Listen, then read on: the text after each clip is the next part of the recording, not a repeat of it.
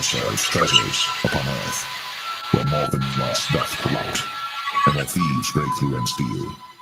But lay for yourselves treasures in heaven, where neither moth nor rust doth corrupt, and where thieves do not break through nor steal. For where your treasure is, there will your heart be also. After this manner therefore pray ye, Our Father, which art in heaven, hallowed be thy name. Thy kingdom come, thy will be done, in earth as it is in heaven. Give us this day our daily bread, and forgive us our debts, as we forgive our debtors. And lead us not into temptation, but deliver us from evil. For thine is the kingdom, and the power, and the glory forever. Amen. The Spirit itself beareth witness with our spirit, that we are the children of God, and if children, then heirs, heirs of God, and joint heirs with God. If so be that we suffer with him, that we may be also glorified together. For I reckon that the sufferings of this present time are not worthy to be compared with the glory which shall be revealed in us. But even this expectation of the creature waiteth for the manifestation of the sons of God.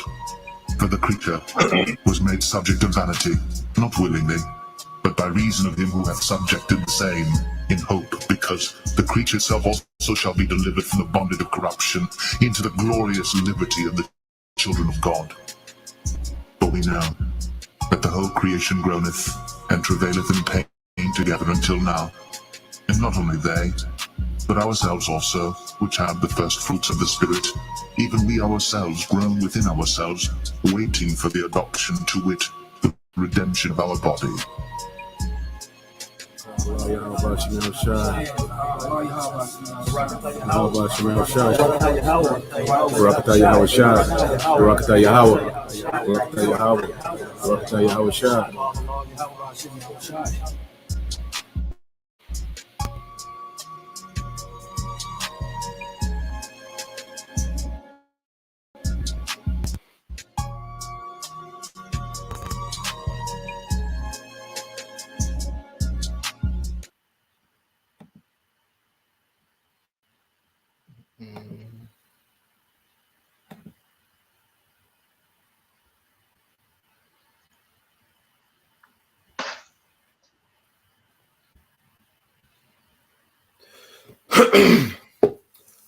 All right. First and foremost, we would like to give all praise and glory unto Yahweh.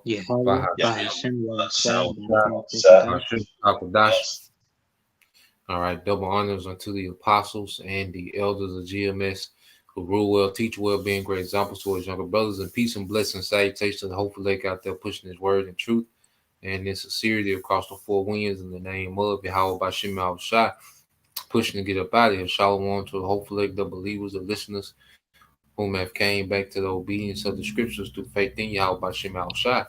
All right, with GMS Mississippi Camp. And we have a lesson, going into how there's no kingdom, all right, without slaves. All right, because you go into the word kingdom, okay, king, all right, and which is a male, okay, a male ruler, okay, and you go to dome, all right, or dom, all right, which represents domicile or domain, the territory, all right, that their king rules, okay, and we know, all right, as Israelites, our forefather Abraham, Isaac, and Jacob, they was promised the earth. Okay, that's going to be the domain of their descendants, because you inherit, your father's authority. When your father's a king, okay, you inherit his authority and you inherit his domicile. Okay, so as descendants of Abraham, Isaac, and Jacob, we're born into an inheritance of the domicile of the earth. Okay, and within the earth, that means we're going to own everything in it. All right, including, all right, people. Okay. So, real quick, before we get into the article, because you have to go back to the beginning. All right, I'm gonna share this real quick. If y'all brothers got any points to make, feel free to bring them out. But I just want to grab this real quick.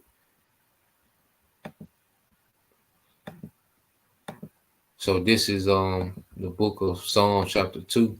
Now this is when Yahweh Shah was brought forth. Okay. And the most High brought forth his son. All right, Yahweh Shah. This is what he told him. Okay. From the jump. Before anything else was created. All right. This is what was told Yahweh Shah. And this is what the Bible is about. So anyone preaching, salvation and the heathen being a part of the covenant. All right. They have no clue what the Bible is speaking of. All right. This is Psalms 2 and 7. It says, I will declare the decree. The Lord Yahweh Bashim Shai have said unto me, Thou art my son. This day have I begotten thee. So this is when the Heavenly Father brought forth Yahweh Shai. Okay. And when he brought him forth, all right, what did he tell him? All right. When he brought Yahweh Shai into existence, all right, this is what he said. He said, Ask of me, and I will give thee the heathen for thine inheritance and the uttermost parts of the earth for thy possession. Okay. So the spirits, all right, that was created, all right, you had the Israelites, those first fruits, those the first spirits created. All right. Then you had these other nations created, but they was created to be our inheritance. Okay. That was the whole reason they was created. All right. And the earth was created to be our possession. You know?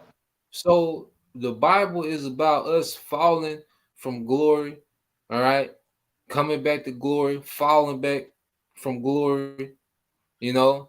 And this last time when we fail, we're going to come back to glory eternally, and stay claim of the heathen and the possession of the earth. Okay? This is the gospel and the good news, man. This is what the Bible is speaking of, a righteous rulership, you know. So, y'all brothers had anything? I'm gonna go and get the article. No, not me, bro. Okay, so I'm gonna get the article. The beloved brother Lamont Aria, all right, sent the article to me earlier, and it goes into the pretty much, it shows you how slavery is a part of the economy, especially when you're a nation that's just coming into power.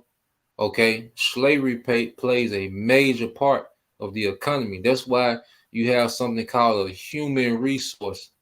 The most valuable thing that you can own, all right, in the earth is humans. Okay, and that's why Esau Edom wants to put this device in everything. Okay, he wants to have a perpetual, all right, ownership of humans. Okay, because that's the most valuable resource. So this article is going to show you how valuable we were as a nation of people to Esau's current power structure, man. Okay, so let me see, let me pull it up. Pull it up.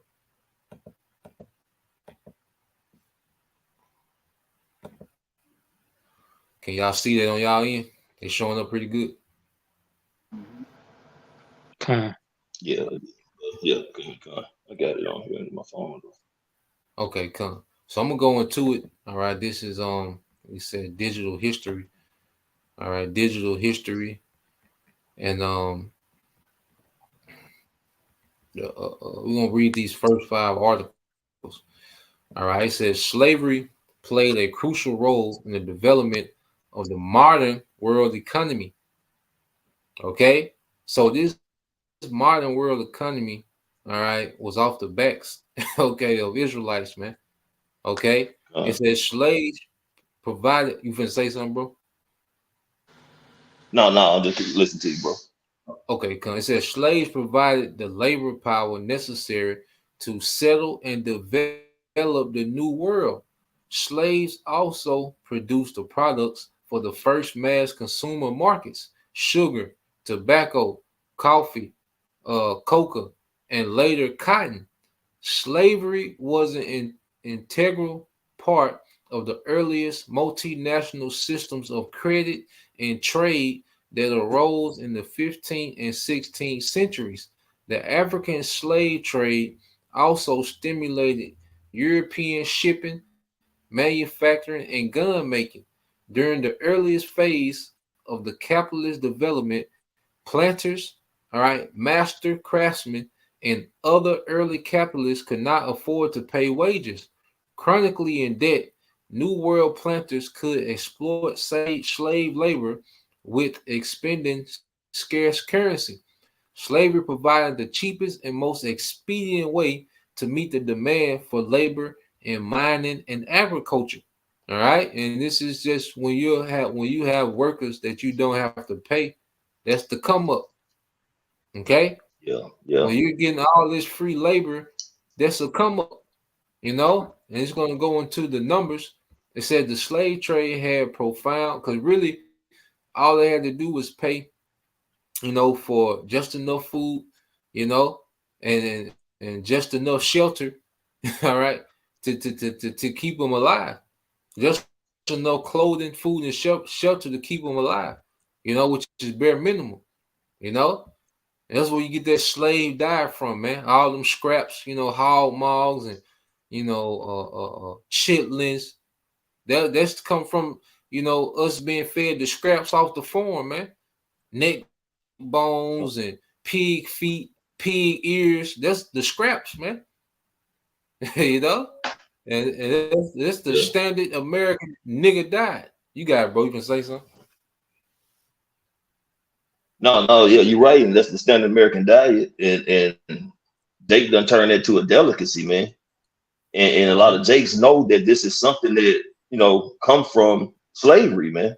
When you look at your grandma, your great grandma, granddaddy, great granddaddy, that's all they be pretty much bringing to the table: pork chops, hog maw, pig ears, pig feet, chitlin, hog head cheese, everything from the snout to the tail end of a hog, man. But this is just still part of that, trapped in that slave type mentality, man, that Stockholm syndrome. But when you have slaves, you can do that.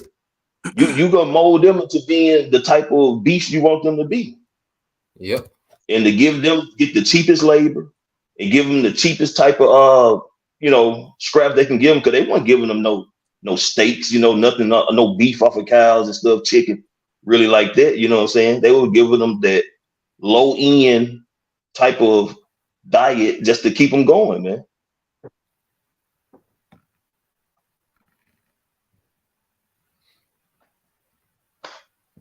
That's all I had on it, bro. Okay, come. Beautiful point. So, so when you like the brothers getting into, Jake turned those things into a delicacy, man. But that's why he called it slave diet, because it comes from, all right, the scraps from, all right, massa. Okay, now, go back in the article. It said the slave trade had profound consequences for Europe. Between the early 1500s and the early 1800s, the slave trade became one of Europe's largest and most profitable industries. Profits from the slave trade were said to run as high as 300%. Okay, well, they was coming up. All right, they're cheap labor. Okay, they're wage-free labor. All right, these devils came up. All the wealth that these devils have is directly linked to the labor of Israelites, man. Okay, Right. This is what we have to understand. Now you got it, bro. Now you got it. And the payoff was never really no currency, man. Really wasn't no money in their pocket. Their payoffs was the fact that they was housing them and feeding them and giving them clothes. They wasn't getting no kind of financial gain from their hard labor, man. That's what the scripture says. We have no account for our labor. Mm-hmm. So Jake was not getting a foundation financially to be able to, go out and buy some land. Because, amongst Israel, they will have they helpers who will wear the oil and work for him so many years. But when that Jake is done, he has the choice whether he want to stay and continue to serve his master, or he could leave and do his own thing. But he's going to leave with substance.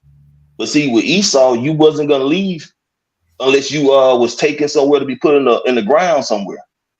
Mm-hmm. You didn't have no revenue coming about, if you will. Yeah, because even Jacob, he left from Laban with resources. He was a servant for Laban, for those 14 years. All right, but he came up with livestock, wives. His wives had handmaids. Jacob came up in captivity. And that's what servitude was for that person to pretty much establish himself. He might then come from a well-to-do Israelite family, but he will be able to get amongst his relatives that was established and establish himself, man. You see, the way Esau did slavery was completely wicked. Now, at the beginning, it was the Lord's anger, that was on this devil. All right, but this devil, he took it too far. He never eased up. Okay. Go back into the article. What scripture say? Oh, you got it, bro. What would you say? That's what the scripture say. What have thou to do with my my statutes? To declare my statutes. They ain't not trying to keep the law because it wasn't even given to them. They're not gonna do everything in right. They was just to build up themselves and just to try to just keep Jake all the way down and oppressed. I got a quick scripture, man, to back both of y'all brothers up with your last statement. What you got? This is Zechariah. I can bring it out, bro. You can go on and break it down. You want to? Okay. This is Zechariah chapter 1, verse 15. I am very sore displeased with the heathen that are at ease, for I was but a little displeased, and they helped forward the affliction. Yep. So these devils, because you gotta think the whole world benefited off our captivity. Esau came up, but he established a world, economy, based on our captivity. Because it said those first mass consumer markets were the sugar, tobacco, cotton, and coffee. Okay. So this whole world, what they call the World Economic Forum, all this started from the backs, of our people, man. The labor of our people. Okay. So these nations are at ease. They're able to have governments and elite families and ruling families and just all this, what they call GDP. Generational wealth. Generational wealth. Militaries, they can have these things, and it was jump started by our labor, man. Yeah. So Jake don't understand. Jake be talking about reparation, okay, and Jake don't understand, all right, how things work, okay. You can't get reparations from the people that put you in captivity. Okay. Yeah. They can't give you, all right, just do. They can't give you a dollar amount, all right, and even it out. No, they gotta put themselves in captivity and put us in rulership. If they gonna do that, hell no. Yeah, they gotta work it out. Yeah. So And go back. Go ahead, bro. I was gonna say, and see, Jake don't understand. Esau never thought that that hardcore slavery was gonna ever end, man, because there are documents that was found in can't remember. I think it was a library in either Chicago or New York of not a library, but like a vault or something at the bank, like whatever, something at a bank. But anyway, it was documents which were wills of slave owners leaving particular numbers of slaves to particular family members. You get this plot of land, you get that plot of land. It was this many slaves, that many slaves to Bobby, and this many slaves to Joey. See, they never thought that. They thought hardcore slavery was going to be a continuing thing, man. And I mean, not that we're not in captivity. It's great to say we are yet this day in our captivity, and we know it has been changed over to being corporate. But the whole point is Esau planned on having Jacob in slavery for eternity, man. Yet this day. That's where the sea hip come from. Yep. You finna say something, young? Yeah. Yeah, bro. It's like you brought out how Yahweh was giving Yahweh Shai the heathen for their inheritance, right? Esau was doing the same thing on the left hand side, giving his seeds slaves for inheritance. You know.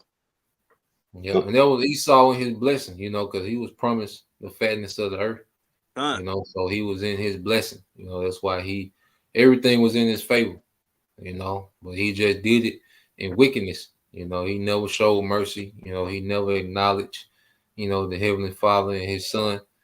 All right, he ran off from the plug pretty much, and linked up with Satan. So yeah, let's finish this article, then we'll get straight into the precepts. It said the slave trade had profound consequences for Europe. Between the early 1500s and the early 1800s, the slave trade became one of Europe's largest and most profitable industries. Profits from the slave trade were said to run as high as 300%. In the mid-18th century, a third of British merchant fleet was engaged in transporting 50,000 Africans a year to the New World. But it wasn't just slave traders or New World planters who benefited from the slave trade. American ship owners, farmers, and fishermen also profited from slavery. Slavery played a pivotal role in the growth of commercial capitalism in the colonies. The slave plantations of the West Indies became the largest market for American fish, oats, corn, flour, lumber, peas, beans, hogs, and horses. New Englanders distilled molasses produced by slaves in the French and Dutch West Indies into rum. You see? All right, their plantation. What they rum? You drink their plantation, man. Plantation. Yeah. It says, while slavery did not create a major share of the capital that financed Europe's industrial revolution, profits from the slave trade of the New World planters did not add up to 5% of British national income at the beginning of the Industrial Revolution. Slave labor did produce the major consumer goods that were the basis of world trade during the 17, 18, and early 19th centuries. Okay, coffee, cotton, rum, sugar, tobacco. In addition, the slave trade provided stimulus to shipbuilding, banking, and insurance, and Africa became a major market for iron, textile, firearms, and rum. Okay, so the slave trade, all right, pretty much our slavery jumpstart this current economy. Okay, in which in this economy we get the worst end of it. All right, but it's all a punishment, man. But this article is to show that slavery is a part of every kingdom. Slavery plays a major part in every kingdom. It's a come up. When you're able to conquer nations, all right, and enslave its inhabitants, that's the come up. That's why you see, these ancient monarchs like Xerxes and Darius, King Darius, they're able to just they don't think about money. They don't think about no bank account and all. They got people. Okay, when you got people, okay, you create wealth. Okay. Yeah. You finna say something, bro? Now, like say, people was one of the major spoils of war. You get you a male slave and a female slave. That's like having a bull and a cow. You can start breeding them and start getting your own slaves, man. You can start growing from that. I mean, yeah. So slavery was big business, man. Yeah, still is to this day. Yeah, that's exactly what I'm gonna say. It always has been, always will be. Okay, the thing is, who gonna be the captive and who gonna be all right the captured? Okay. Yeah. That's the question. All right, that's that's the thing. But the scriptures give us the answer. So, did any brother have any precept before we get into a few accounts, just to kind of go into slavery in the Bible? Any brother have anything? I just had one. I mean, if the brother didn't have another. What you got, bro? Deuteronomy 28 and 41. Deuteronomy 28 and 41.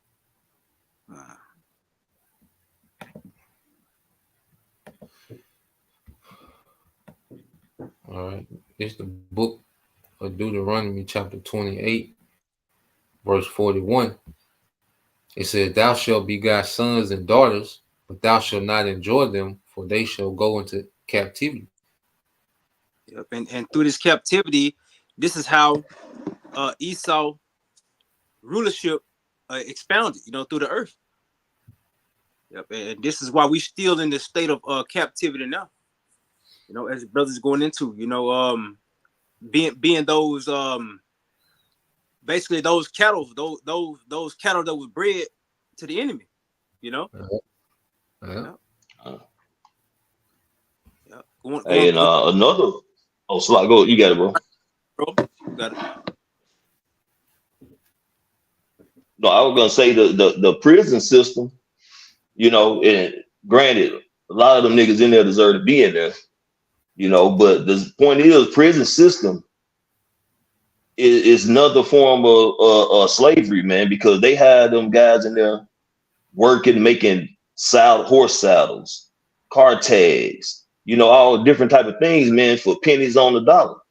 Yep. They probably paying them guys maybe 2, 3, 4, 5 cents a day to make saddles and shit, but one of them saddles might be 500 or better when it hit the market. Yep. So this devil continually getting rich off the back of Israelites, because the majority in America, is it like 80% Jake in prison? Am I off with them numbers? Yeah, it's about that 80%. 85%. So they're still making capital off the back of Jake, man. That's just the form of legal prison. They talk about, you're supposed to go in there and get rehabilitated, but you're not getting rehabilitated. You're getting work, okay? And then, you know what I'm saying, they end up throwing you back on the streets. You can't get a job because they'll restrict you from getting jobs in most cases. And then what? They end up going right back and hitting the clock of the prison, man. And he's back in there at work again for pennies on the dollar. And the years they give them, it's like what the scripture said, the Lord said he was little displeased with the heathen, but they for the affliction. Jake getting 30 years for a bag of marijuana or something, man. So that's 30 years of pretty much free labor Esau finna get out of. And what Esau got to do? Just house them, all right, and give them just enough food to survive. Yeah, this is a clothes. And when it, a lot of these prisons start bringing in them wild boars, man, because the wild boars, especially in Texas, the wild boars that started getting so plentiful, they just started letting people kill them, man, at random. And apparently the prison system started making a deal with this particular, I can't remember the guy's name, man, but he had like a crew. They would hunt all these boars, man, and the meat be sent to the prison. Goes back to the slave diet, man. Mm-hmm.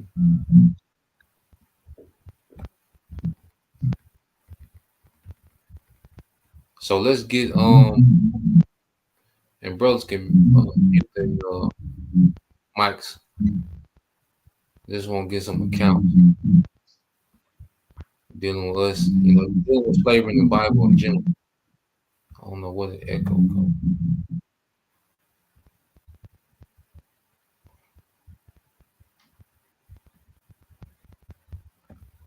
I had a point I wanted to make. All right, go ahead and make your point, bro. Yeah, it was never meant for the wicked to rule forever.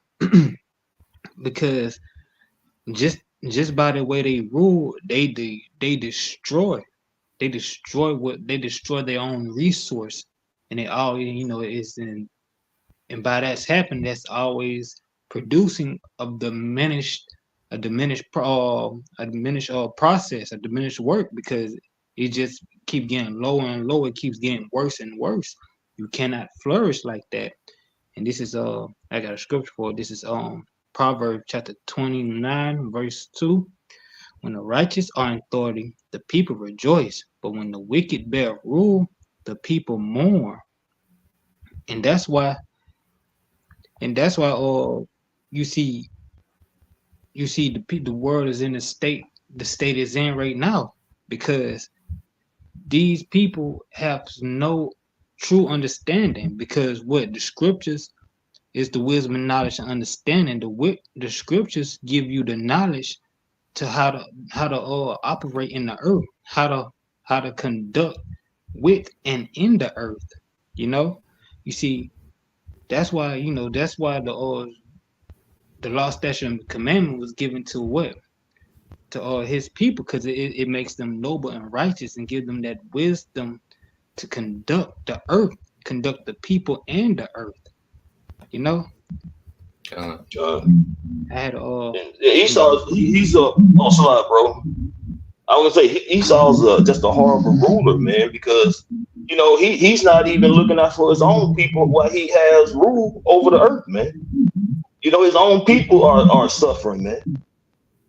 So when Yahushua returns, man, and these other nations go into captivity, after that 1,000 years of slavery, man, they're gonna be good.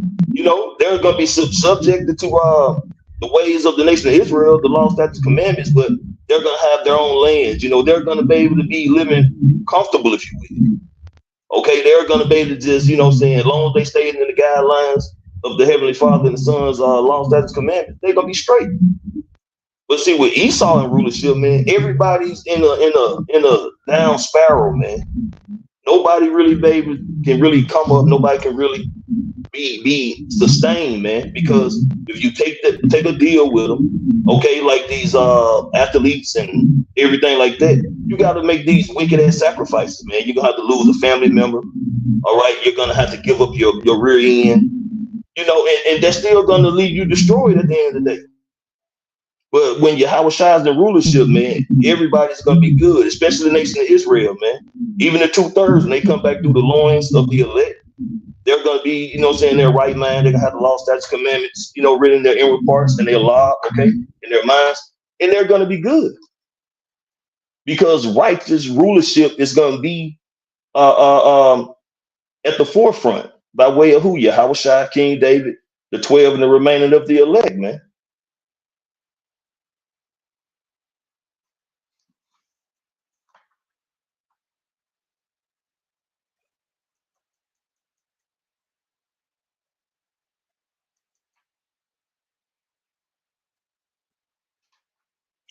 you brothers hear me?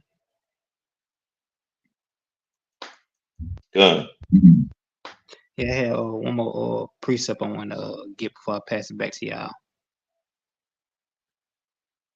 This is Jeremiah chapter 22, verse 22. The wind shall eat up all thy pastors, and thy lovers shall go into captivity. Surely then thou shalt be ashamed and confounded for all thy wickedness. You see, in wickedness, you're not operating in wisdom. But now that we're in captivity and we see the rulership of wickedness, we have a better understanding how to conduct the people and the earth and how we should be.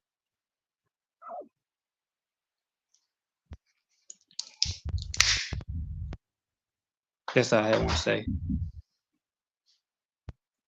Bro.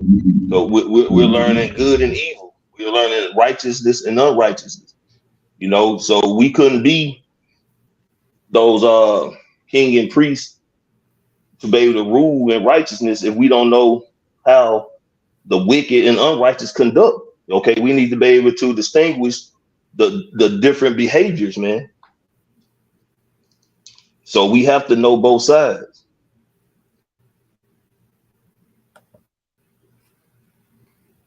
This was this captivity was pretty much a training ground, for righteous rulership. You learn what to do. You learn what to do by learning what not to do. That's really what sum up experience.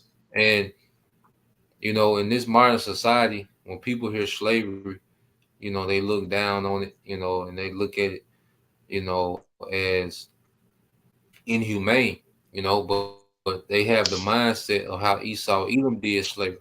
You know, the way he did it was inhumane. Well, guess what? When we rule with that rod of iron, it's gonna be inhumane for a period, but it's still gonna be in Right. righteousness. All right, we're not gonna be doing, you know, the things Esau was doing as far as, you know, adultery and, you know, the homosexuality. Okay, but it's gonna be a rigorous captivity. Now, I want to get some accounts, all right, in the Bible, just to show slavery in the Bible. This is Exodus 1:9, and it says, well, I started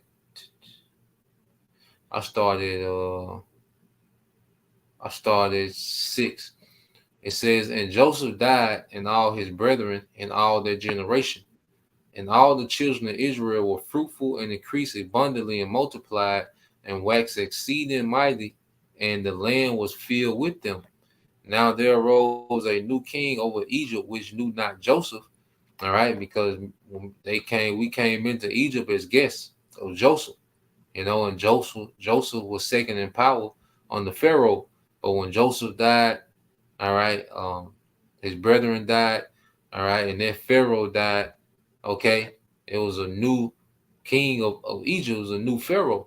All right, and he said unto his people, behold, the people of the children of Israel are more and mightier than we. Come and let us deal wisely with them, lest they multiply.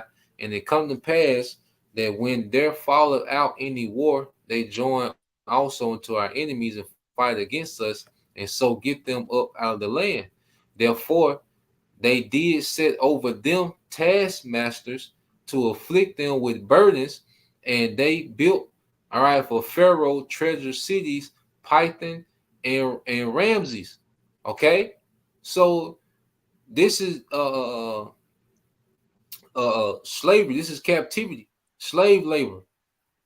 Okay, those pyramids, all right, those different structures of ancient Egypt, you know, they was built out slave labor. All right, they had Israel in captivity. You know, in the Bible, this is the theme of the Bible is rulership and slavery, man. Okay, when you get into these things, all right, you finna say something, bro? No, I was agreeing with you. I got a precept when you're done. What you got, bro? This is Exodus chapter 5, starting at verse 4. And the king of Egypt said unto them, wherefore? Okay. I'm pulling up. Yeah, I got you. You want to start at 4? All right. This is Exodus 5 and 4. It says, and the king of Egypt said unto them, wherefore do ye, Moses and Aaron, let the people, all right, from their works get you unto your burdens. You know, keep going. Keep going, bro. And Pharaoh said, behold, the people of the land now are many, and you make them rest from their burdens. And Pharaoh commanded the same day the taskmasters of the people and their officers saying, ye shall no more give the people straw to make brick as heretofore. Let them go and gather straw for themselves. So this is Pharaoh who's not happy with the message that Moses and Aaron been delivering to him by the Most High, man. So what he do? He's decided to put more work on the Israelites, which were what? Slaves, man. They was in bondage under Pharaoh. So he was finna put more of a burden on them to have them to go get their own straw so what? They could make their molder or bricks so they can continue to build.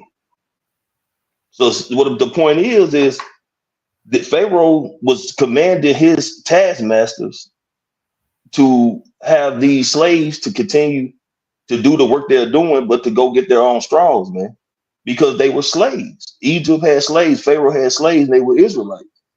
So Pharaoh wanted to go out there and build his own pyramids, his own castles or whatever he had. He had slaves to do that.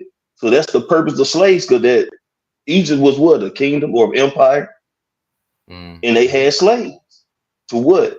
To build to further his kingdom, because he, like I say, man, a king who has his people are not finna, you know what I'm saying, be doing all that type of stuff, man. They're gonna have slaves for the king and his people.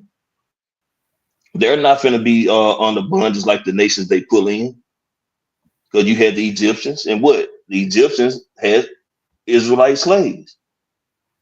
So when Yahushua comes back, we're gonna have heathen slaves. You got Yeah. it, bro. So I want to get another account, you know, and the reason why he increased their burden, because it was like, you know, Moses and Aaron was stepping to him. So he was like, Pharaoh like said, y'all got this much free time, you know, to tell me what I need to be doing. Y'all must not be busy enough, man. You know, because you know, if you ever been a supervisor or a manager at a job, the at the top, what do they tell you, man? Keep them busy. Keep them busy. You know, that's the thing. Keep them busy. You know, so this is why you see the rat race of a society today. You know, where people are just, you know, burdened, you know, from work. You know, then you have the traffic. You know, you have the bills. You know, just a constant burden to where you're so occupied that you don't care about what's happening at up top. All right, people don't know what's going on in the world, man. All people know is work. You know, so this is why this is called spiritual Egypt. You know, it's that same spirit of just, you know, a burden. You know, every day is a burden. You know.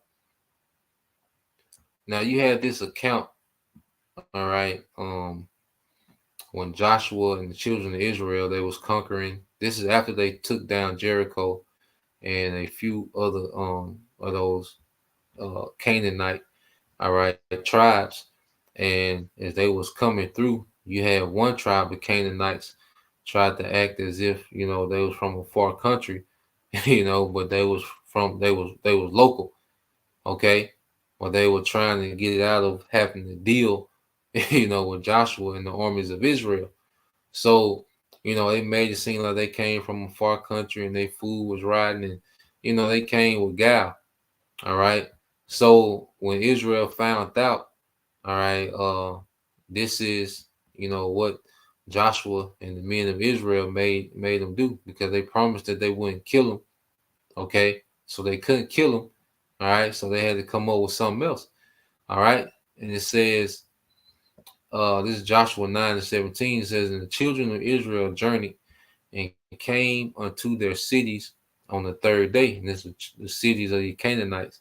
Now their cities were Gibeon and Chipporah and Barak and Karja and Kerja Jerim, and the children of Israel smote them not, because the princes of the congregation had sworn unto them by the Lord power of Israel, and all the congregation murmured against the princes.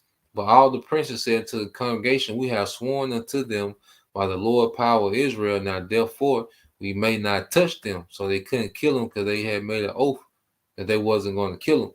Okay. It said, this will we do then. We will even let them live, least wrath be upon us, because of the oath which we swear unto them.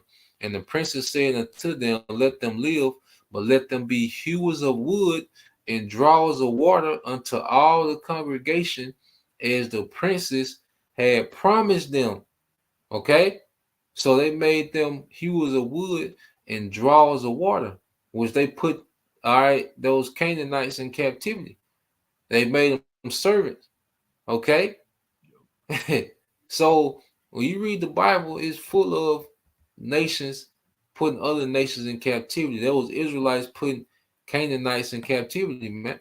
You know, and you had the accounts that the brother got. The brother got anything? I'm just trying to get all these accounts out the way. You know, then we go into props. But the brother got anything before I get the next account? Nah, Oh, bro. you got it, bro. Okay.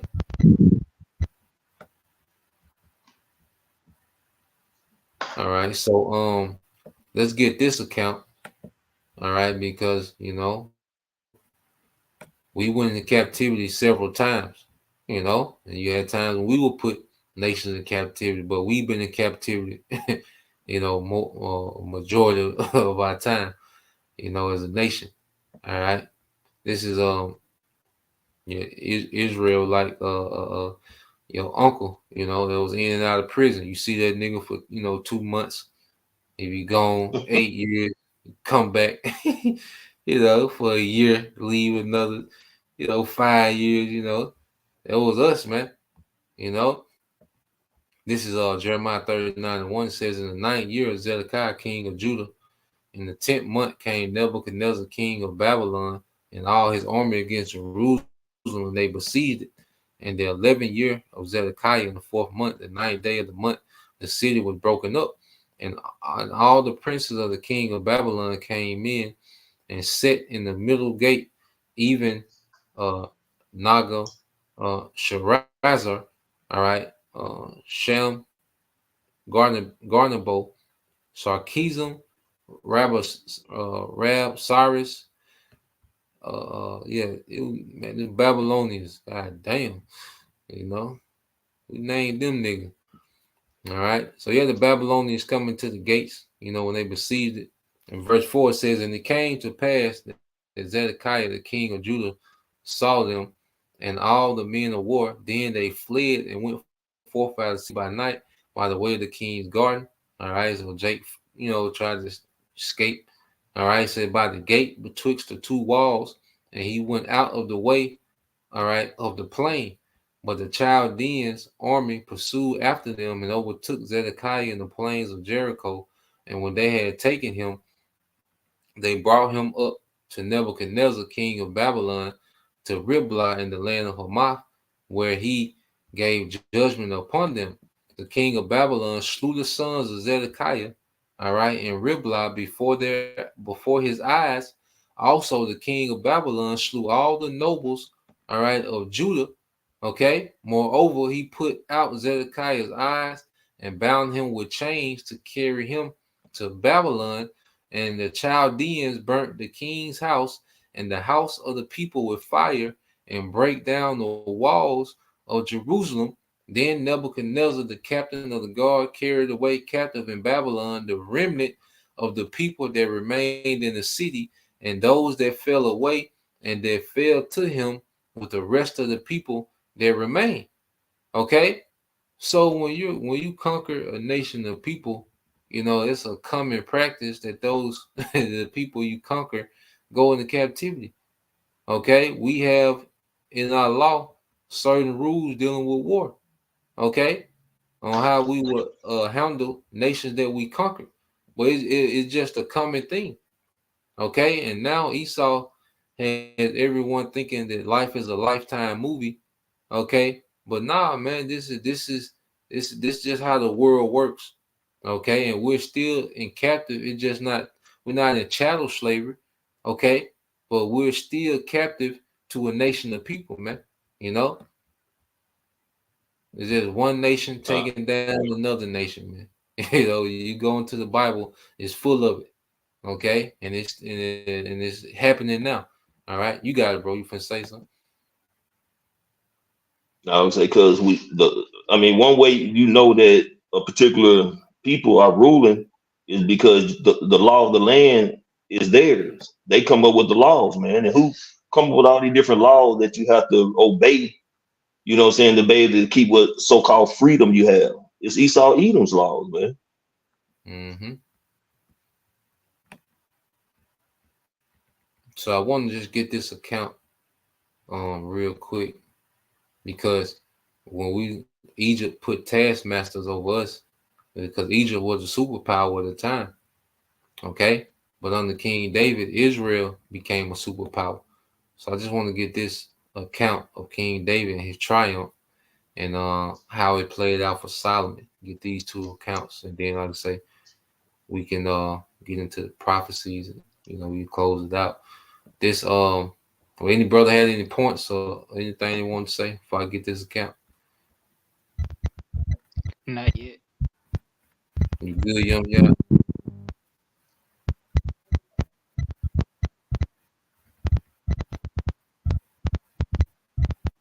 Yeah, so All right, so let's get this in First Chronicles 18:1. It says, now after this, it came to pass that David smote the Philistines and subdued them and took Goth and her towns out of the hand of the Philistines. All right, so he's conquering land. All right, and so he smote Moab, and the Moabites became David's servants and brought gifts. And David smote Hadarezer, king of Zobah, until Hamath, and he went to establish his dominion by the river Euphrates. And David took from him 2,000 chariots and 7,000 horsemen and 20,000 footmen. David also hewed all the chariot horses, but reserved, all right, of them 100 chariots. When the Syrians of Damascus came to help Hadarezer, king of Zobah, David slew the Syrians 220,000 men. Then David put garrisons in Syria, Damascus, and Syria became David's servants and brought gifts, tribute. Thus the Lord preserved David whithersoever he went, and David took the shields of gold that were the servants of Hadarezer and brought them unto Jerusalem. Likewise, from Tibhah and from Kun, cities of Hadarezer, brought David very much brass, wherewith Solomon made the brass and sea. All right, so you can see Solomon, was using the resources to build a temple that King David had spoiled from these other nations. Well, I had went into the article, man. I can't remember the number, but King David gave King Solomon, like I want to say it was like 400 billion worth of gold, silver, and brass, to build the temple. I had to try to find that article, man. I did a lesson on it. But King David gave King Solomon a lot of resources, because that temple, it was easily over 500 billion, worth in gold, silver, precious stones, when you go into it. Well, it was a major wealth transfer from King David, to King Solomon, and why was King David able to have these resources? Because he had human resources, which was actual heathens. Okay. It says, likewise from Tobah and from Kun, cities of Hadarezer, brought David very much brass, wherewith Solomon made the brass and sea and the pillars and the vessels of brass. Now when Tau, king of Hamath, heard how David had smitten all the hosts of Hadarezer, king of Zobah, he sent Hadaram, his son, to King David to inquire his welfare and congratulate him, because he had fought against Hadarezer and smitten him. For Hadarezer had war with Tau, and with all manner of vessels of gold, and silver, and brass. So everything, the world's wealth was flowing to King David. Okay, now King Solomon flipped that wealth, but King David, pretty much set it up to where wealth of the world was flowing to King David's throne. Okay, he the nation was just bringing everything to King David. Okay, because they didn't want no problems, man. All right, verse 11 says, then also King David dedicated unto the Lord with the silver and gold that he had brought from all these nations, from Edom and from Moab and from the children of Ammon and from the Philistines and from Amalek. Moreover, Amalek, the elite bankers, their ass was in captivity. That lineage. Moreover, Abishai, the son of Zeruiah, slew of the Edomites in the valley of Salt 18,000, and he put garrisons in Edom, and all the Edomites, became David's servant. Thus the Lord preserved David whithersoever he went. Okay, so that was the come up. Okay, by the time King Solomon is on the throne, King David, had pretty much secured all the world's wealth to flow into Israel. Okay, so that's why the throne, like this is what the throne of David means. And see, Jake don't talk about the throne of David like that, man. Okay, niggas talking about the National Negro Exodus movement. Okay, fringes and iPhone 14. All right, them hot ass phone, you know. But Jake really don't get into the throne of David and what that means, man. Okay, this was our come up. When we speak about the throne of David, this is our come up, man. Okay, but you brothers had anything? I'm gonna get that account with Solomon. Then like I say, we get into prophecy. But y'all brothers had any points? Anything? I got this quick write up. It ain't the one exactly you had probably found, but it says an incredible, genuine gift, assuming a modern gold piece of 1,450 US per troy ounce. David donated 158 billion worth of precious metals to God's temple in Jerusalem. In regard to the silver that was provided, its total value today would be 18 billion. A lot of coins, bro. And then it's another part says he generously bequeathed as his latest offering to God the finest materials for constructing and furnishing Jerusalem house of prayer. His net worth was easily exceeded. His net worth easily exceeded $200 billion. Light work, Man, yeah, man. that's a lot of coins back then, bro. Yeah, yeah, and then that was That's a lot of coins. that was in actual resources, man. you Yeah. know. So King David, all right, that throne, and that's what's going to happen again. Like, why do you think that the house of David is being raised up, man? You know, we're going to do that again. But I want to get this in Solomon. Let's account with King Solomon, and this is when he was building the temple. I got a quick commentary from the Nelson Study Bible.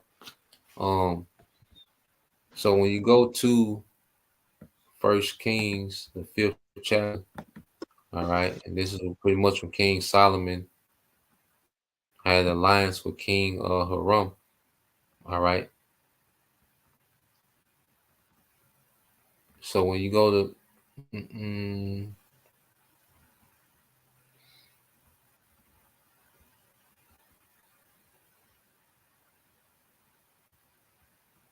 so King Hiram, you know, he was, because you got King Hiram, which was a Canaanite king, all right, and then you had he was the king of Tyre, and then you had Hiram Abiff, you know, that's who was the main mason for the temple, and that's what, you know, the Illuminati, you know, these Freemasons, you know, that's pretty much what they into, you know, that's why you got that Mason sign, you know, with the G and the measuring, you know, a lot of it goes back to Hiram Abiff, you know, he was a master mason of the temple, you know, he was a master mason for King Hiram, you know, but King Hiram, all right, pretty much allowed King Solomon to lease him out for the temple, all right, and the King Hiram was balling too. You know, he was still under tribute to King Solomon, you know, but that showed you just the wealth that King Solomon had, because Hiram, like I said, he was balling too, you know, but he was under, you know, the jurisdiction. He was subjugated to that throne of King Solomon. All right, that's why he, you know, he had to lend out those men, you know, for the building of the temple. All right, and they were doing some major trading. You know, they got this. I think we read First Kings 5:10. It says, so Hiram gave Solomon cedar trees and fir trees according to all his desire. And Solomon gave Hiram 20,000 measures of wheat for food to his household, and 20 measures of pure oil. Thus gave Solomon to Hiram, all right, year by year. So they had trades going on, man. Major big boy trades going on. All right. And This is what let me this is. say, Oh, you got yes, you got it, bro. no, just a random question. Who was getting all these trees and gathering together? Who was producing all this oil, man? Who was picking those olives or whatever they were making oil out of? It wasn't King Solomon. It was slaves, man. Come on. We're just gonna go into it. And it said, 1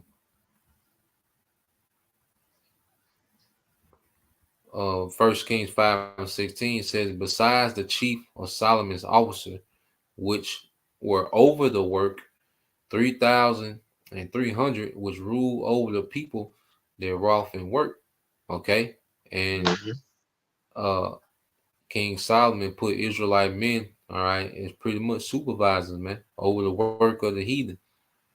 Okay. Just as Pharaoh put taskmasters over us.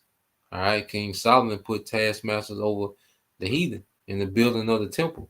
It says, and the king commanded, and they brought great stones, costly stones, and huge stones to lay the foundation of the house.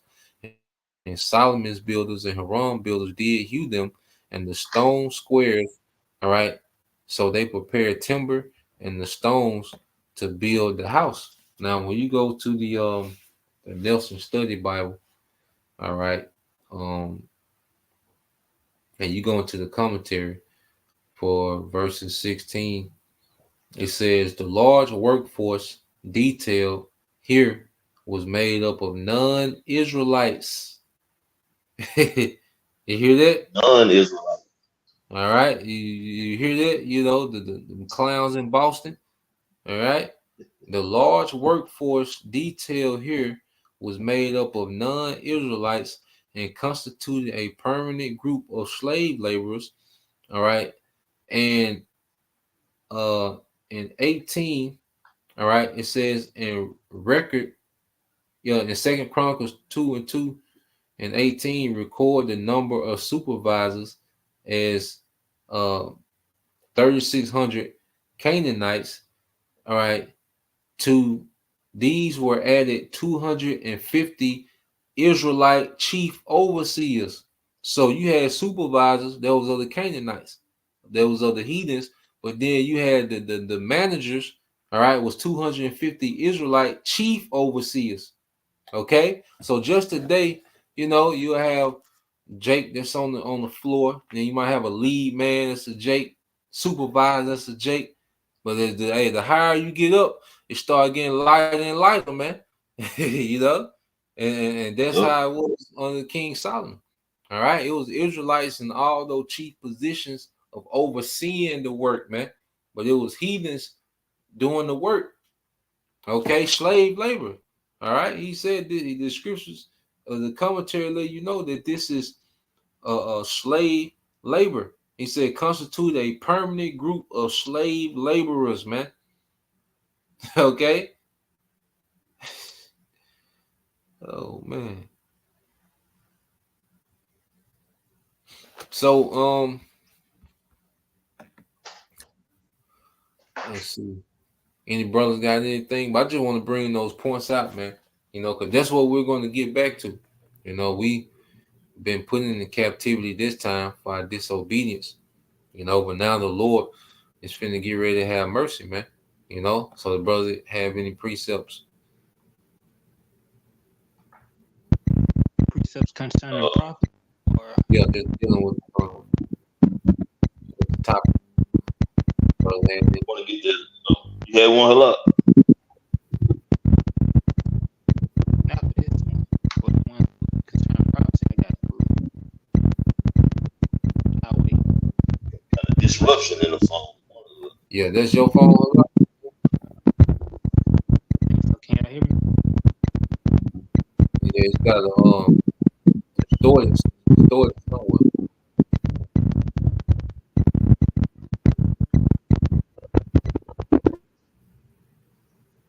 Yes, I got a distortion somewhere. How about now? Is it better? Yeah, it's the same. Yeah, there. Go ahead.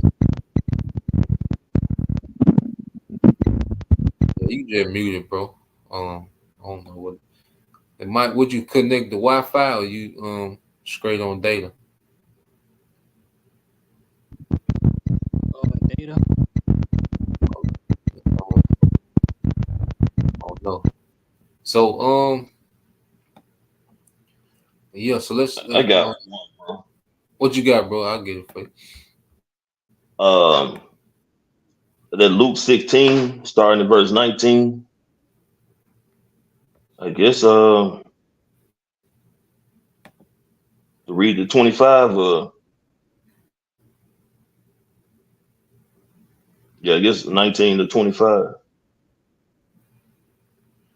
Okay, come. All right. You can break it down, bro. This is the book of Luke, chapter 16, verse 19. There was a certain rich man which was clothed in purple and in fine linen and fared sumptuously every day. And there was a certain beggar named Lazarus, which was laid at his gate full of sores, and desired to be fed with the crumbs which fell from the rich man's table. Moreover, the dogs came and licked his sores, you know? And you So, can pretty much equate that. Oh, Salak, bro. no, you got it. I would say you can pretty much equate that to the nation of Israel and the Edomites and the other nations, man. How we pretty much been beneath them. Okay, they've been on top, you know what I'm saying? Pretty much having their foots on our neck. Yeah, Esau being their rich man, clothed in purple, purple represent rulership, fine linen, his comfort, and he fared sumptuously, man, which the scripture say he's not in trouble as other men, and that beggar, Right. all right, being Israel.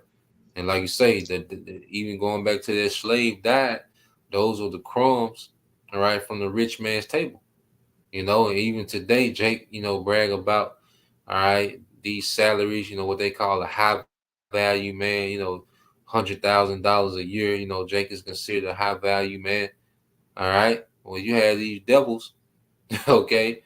Because Jake be 45 and just making 100,000, but you have these Edomite devils 18 and 19 making 150,000, working for their fathers, Right. man. Okay. Right. So you Israelites are getting the crumbs, no matter what. Even these niggas that are billionaires, they're still getting crumbs from Esau Edom. Yep. So no matter what salary a nigga got, it's still crumbs off the table of these devils, man. Okay. Yeah. Verse 21, reading again, it says, "And desiring to be fed with the crumbs which fell from the rich man's table. Moreover, the dogs came and licked his sores." Those heathen nations, as you said, they pretty much benefit off our captivity, man. Okay. China, Right. the China man restaurant, okay. Yes. The Indian gas Hair stations, stores. hair stores, everybody benefit off Jake captivity, man. And it says, and it came to pass. What Timu? Jake be Oh telling Timu. Yeah. I'm shopping like a billionaire. I'm kidding. Verse 22, it says, "It came to pass that the beggar died and was carried by the angels into Abraham's bosom."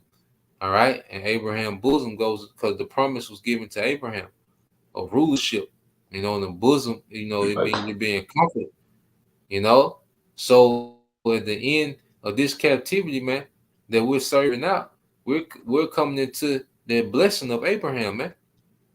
Okay. But when Esau when his rulership dies, okay, he going into captivity. It says the rich man also died and was buried, and in hell, which is in captivity, he lift up his eyes, being in torments, and see if Abraham afar off. All right, and Lazarus in his bosom, and he cried and said, "Father Abraham, have mercy on me, and send Lazarus that he may dip the tip of his finger in water and cool my tongue, for I am tormented in this flame." But Abraham said, "Son, remember that thou in thy lifetime received the good things, and likewise Lazarus evil things, but now he is comforted and thou art tormented. All right. So these devils, they're going to be begging for relief. Okay. Well, there ain't Yeah, going to be yeah. none. You got it, bro. Because like we've been going into it, man. How Israel have not been given no account for their labor. How this devil have furthered the affliction. How just been giving crumbs. During the slave trade. Separated from families. All this is taken into account, man. That this devil didn't have no mercy on his brother Jacob, man. Because the scripture goes into how he said he shall slay Jacob, man. After his father Isaac passed. Then he said he would have that perpetual hatred. This is a continuing thing, man. And of course, we know it all goes to us being, disobedient, hard-headed, stiff-necked. But like you said, now we come into that time when, captivity is coming to an end. So we're finna see the tables turn, man, and Esau is finna be put in captivity, or he still is gonna be looking to try to get some kind of sympathy. That's why you see a lot of the Edomites now, how the scripture said they still seek please the poor.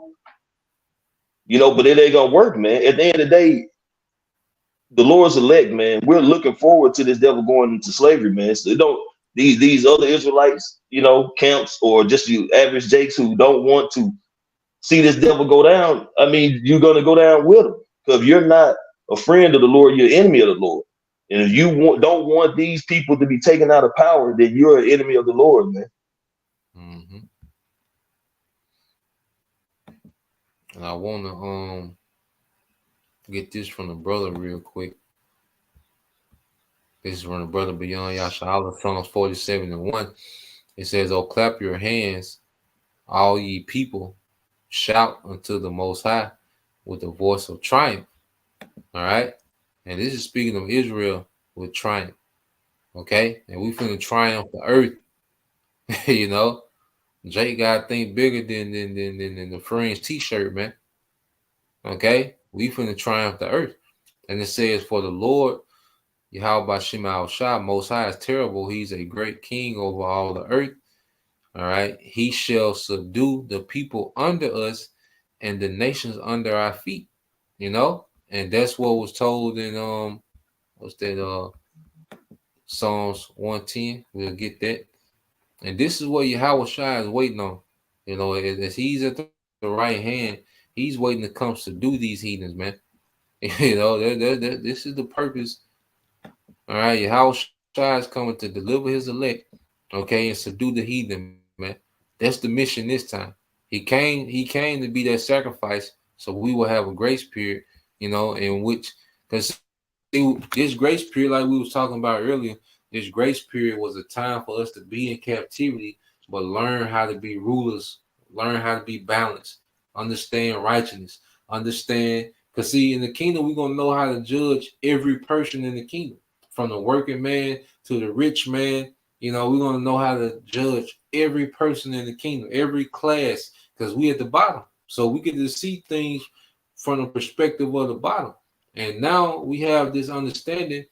So when we go around the earth, when we go through our day to day, we start to look at the things that need to be changed according to, all right, the wisdom that we have, but we don't have the power to do it. Yahweh Shai, he's going to come back and we're going to have that power, just as the slave trade kicked off Esau kingdom. Well, Yahweh Shai coming to put these heathens in captivity, that's going to kick off our kingdom, man. Okay. That's the mystery. Until you, it was given to understand the mysteries of the kingdom. Okay. I'm gonna get this real quick. Did the brother have anything? I'm gonna get the Psalms 110. Revelation 13, 9 and 10. Well, you want to get that Psalms first? That's cool too, bro. Yeah, I'll get that Psalms and then I'll get that for you, bro. This is Psalms 110:1. And it says, "The Lord, Yahweh Shema Shai, said unto my Lord, sit thou at my right hand until I make thy enemies thy footstool. Okay, so this is the Heavenly Father saying unto Yahushua, sit thou at my right hand. And that's where Yahushua is at now. Because he finished his mission, okay, being that sacrifice. Now he has another mission to come be that conqueror, man. Okay, and these enemies are going to be made, okay, the Lord's footstool, man, which is showing that they're going to be in subjection, man. And when you cast your foot over something in the ancient world, when you cast your shoe over something that represent that being your possession. That's why I say over Edom, should I cast my shoe? Okay. You said Revelation, didn't bro? Yep. It's the book of Revelation, chapter 13. This is Revelation 13 and 9. It says, if any man have an ear, let him hear. He that leadeth in captivity shall go into captivity, and he that killeth with the sword must be killed with the sword. Here's the patience and faith of the saints. And it's pretty much saying, you know, to listen up. Anyone who have an ear, you know, to understand what the scripture is saying. And it's speaking on he that leadeth into captivity shall go into captivity. And who been the primary leader when it comes to leading the nation of Israel into captivity? It's been Esau, Edom, man. Okay, and who was given the blessing of the sword? Who's been going throughout the earth with the sword, conquering, killing, murdering, and taking over people resources? Esau, Edom. So he that would lead into captivity shall go into captivity, and he that killeth with the sword must be killed with the sword. So Esau is going to go into captivity. A lot of these devils are going to be killed when Yahushua returns. Okay. And they're going to go into captivity, and they're going to be getting put to death and brought back throughout the whole 1,000 years of their slavery, man. And then it's going to come to that point, as is written in the book of Obadiah, that, you know what I'm saying, Esau is going to be stubble, man. He's going to be completely eradicated. Okay. He's going to be completely put down, and he will be no more. The nation of Esau, as it's scripted, the father, the brother, and the son, you know, that bloodline, that seed line is going to be completely cut off, as well as the Edomite women. But you know, we all know that the seed is the bloodline. So all that is going to be completely cut off, and the nation of Esau will be no more. Okay. But he will go into captivity for 1,000 years before that demise come. Okay. I got another one coming, boy. You finna say something on Yummy Yacht? And I was just saying, yeah, and see, because the scripture say, Second Ezra 6 and 2, what is it, 6 and 9? Yeah. How Esau is the end of the world, Jacob is the beginning that followed. Yeah. And well, the ultimate Jacob's coming to take rulership and put these devils in subjection. So and as the scripture says, and you know, if you want to get your scripture first, bro, that you was gonna get. No. What you got, bro? I was just gonna get Isaiah 14. We can just get the first few scriptures. Isaiah 14, come. Yeah, Mm-hmm. I got you, bro. All right, bro. All right.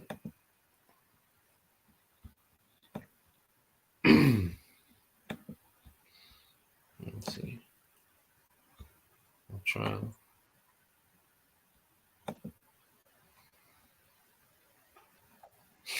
All right, this is the book of Isaiah, chapter 14, verse 1. It says, for the Lord will have mercy on Jacob and will yet choose Israel and set them in their own land, and strangers shall be joined with them, and they shall cleave to the house of Jacob. And keep going. Now going back into the promises he made with our forefathers, how he was going to give us the land. It was a holy land, but this time we had to been scattered, but he's going to gather us back. You know, in the NLT it says how he going to have mercy upon our people, and he going to choose us once again. You know, I got it, bro. In NLT, I got that spirit. I was just change the NLT. It's Isaiah 14:1 said, but the Lord will have mercy on the descendants of Jacob. Wait a minute. The descendants, all right, which are the tribes, man. Okay, we're all descendants of Jacob, man, through those patriarchs, those 12 patriarchs, man. You know, niggas want to buck up against the sign. Okay, nah, man, this sign is pretty much it's like a wheel, you know, of the birthright, man.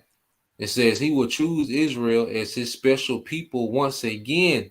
He will bring them back to settle once again in their own land, and people from many different nations, all right, and these are Israelites from different nations, will come and join them there and unite with the people of Israel.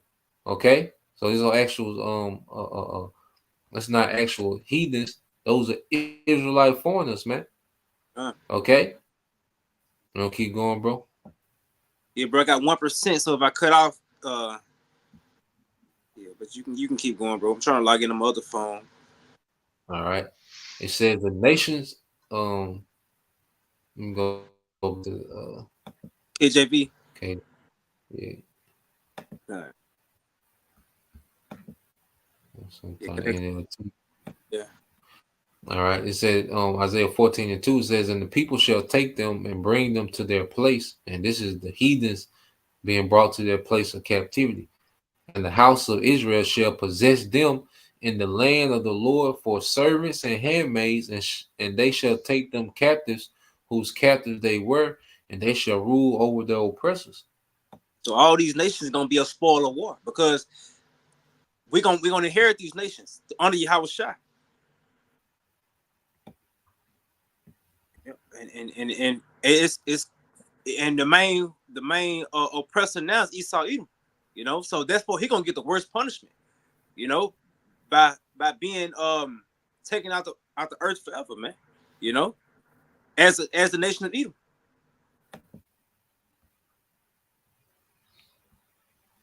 Verse 3, it says, it shall come to pass in that day that the Lord shall give thee rest from thy sorrow and from thy fear and from thy hard bondage wherein thou was made to serve. Going into the kingdom of heaven, we're gonna get the kingdom because then it's gonna be our rest, you know. Mm-hmm. Then it's gonna be our rest. Then it's gonna be where we can actually rule over the heathen, you know. Like I said, under Yahweh Shai. Mm-hmm. Phone went off. They're gonna take them captives who captive we were.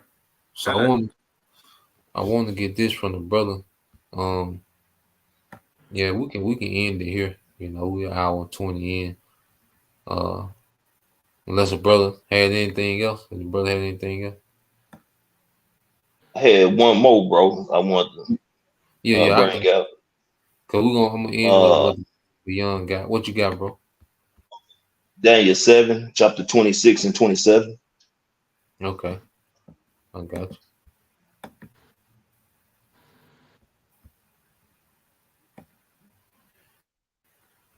This is the book of Daniel, chapter 7. All right, verses 26.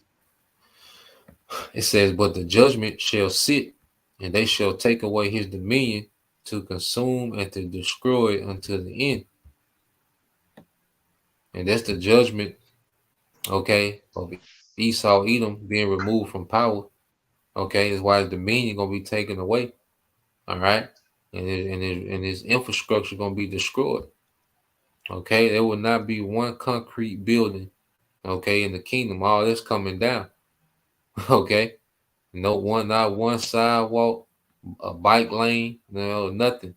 All right, all this coming down, man. You know, no statues, no monuments, nothing. All right.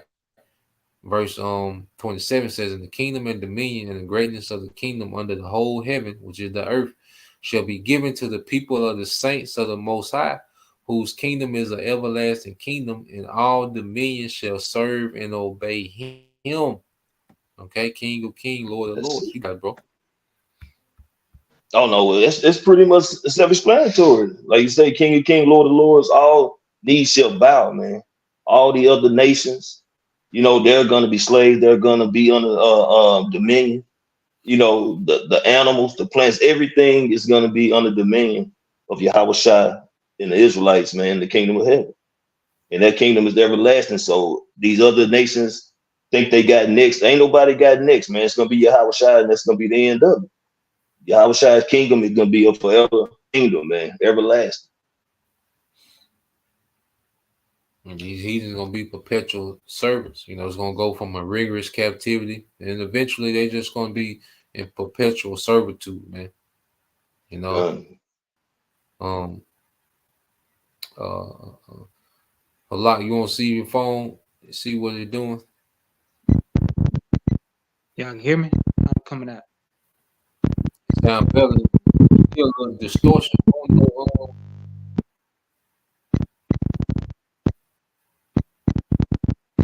Yeah, it still got that distortion. They didn't do that last time. I don't know what it is. But I had, if you can hear me, I had Jeremiah chapter 30, verse 16. Okay, yeah. Hold on. I got you, bro.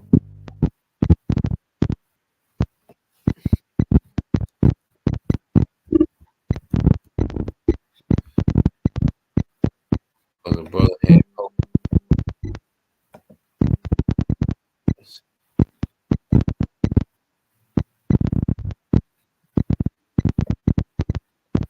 And I read it. This is the book of Jeremiah, chapter 30, verse 16. It says, therefore, all that devour thee shall be devoured, and all thy adversaries, everyone that shall go to captivity, they that spoil thee shall spoil, and all they, it says, and all that pray upon thee will I give for a prey. Yeah.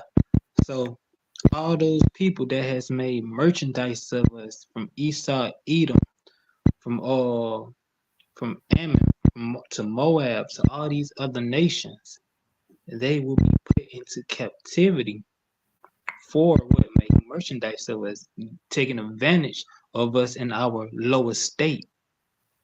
See, that time is coming, you know. Come on, brother. That was it, bro. I had three more precepts, but we can, you know, I'm still coming out too distorted. We get one more, another one there, bro. Okay, if you will, you can get Amos chapter 1, verse 11, and read down to 15. All right.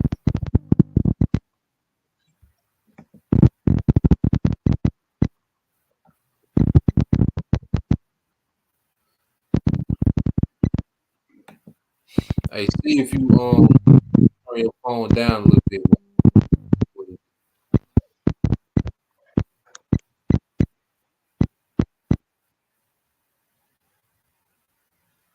No, don't mute it. Just turn it down. See if you turn the volume down on it. See. I did. I'm coming out. Yeah, it's better. A little better. Let me pull it up.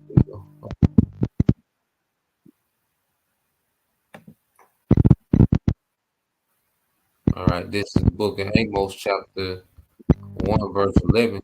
It said, thus said the Lord, for 3 transgressions of Edom, and for 4 I will not take away the punishment thereof, because he did pursue his brother with a sword, did cast off all pity, and his anger did tear perpetually, and he kept his wrath forever.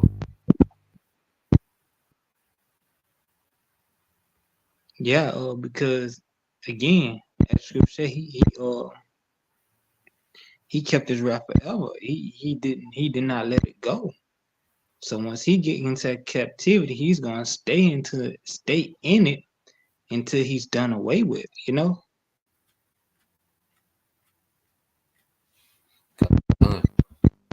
Say read 15. Yeah, read the 15.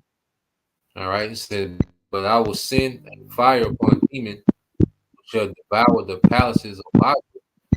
Thus said the Lord. Also go, you got it. And that's you know, from Teman in the pass of Basra, that's Esau Edom. You see, he's coming to deal with him first. Because why? He's the one in rulership. When you taking over a kingdom, you take out the ones that in rulership, then the vassal states will fall under that new king, that conquering king, who is Yahweh Shai. Yep. Yep. And no nation benefited more from my captivity than Esau Edom.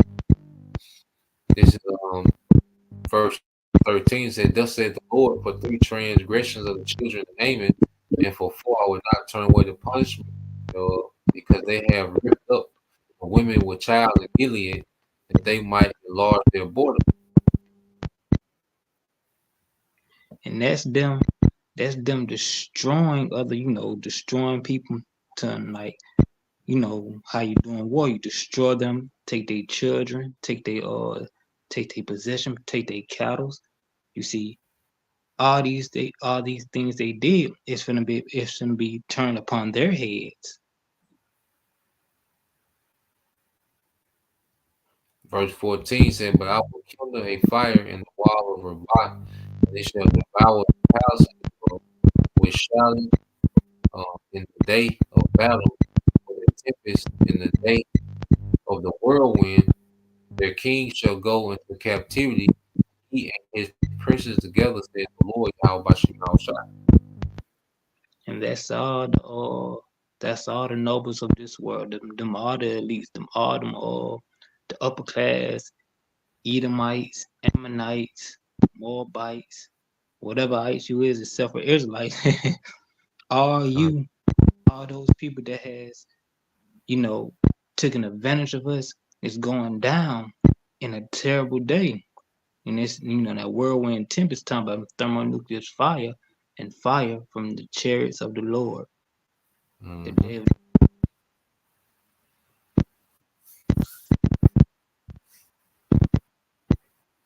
So yeah, that's I guess we'll leave it there. All the points been made. Still, how you get off? I don't know how you got off here on y'all. Salaki. But Yeah, my phone died. oh, you had to come back. Okay. Okay, come. All right. Well, yeah, man, we'll leave it there. I said then we'll close out, brothers. Y'all can stay on for a minute. For y'all leave out. But yeah, we'll leave it right there. All right. Just want to go into, the dynamic, of slaves in the kingdom, because contrary to proper belief, okay, slavery, all right, is a relevant thing and it always will be. Okay. It's just how you do it, and we're going to do it with class, after that 1,000-year period, it's going to be an honor, to work, all right, for an Israelite household. Like Jake jump up and down for a government job today. Okay, well, in the kingdom, after that 1,000 years, it's going to be a privilege and an honor, to work for an Israelite estate. It's going to be a desired, okay, job after that 1,000-year period. So yeah, that's the point. We'll leave it there. Lord will, you brothers, all right, and you sisters edified once again. We're going to give all praise, honor, and glory to Yahweh. Bahashim, Yahweh Shai. Double honor to the apostles and the elders who rule well, teach well, being great example to our younger brothers, and peace and blessings, salutations to the whole elect. Shalom. Hey, Shalom. Shalom.